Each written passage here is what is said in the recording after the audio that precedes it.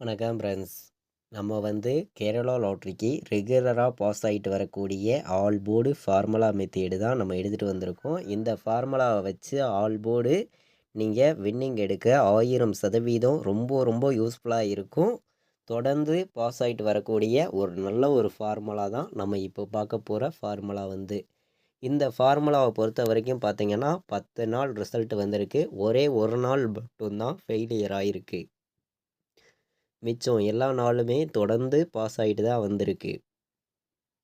அதே மாதிரி நம்ம சேனலை வாட்ச் பண்ணக்கூடிய ஒவ்வொரு நம்பர்களுமே ஒரு லைக் பண்ணுங்கள்.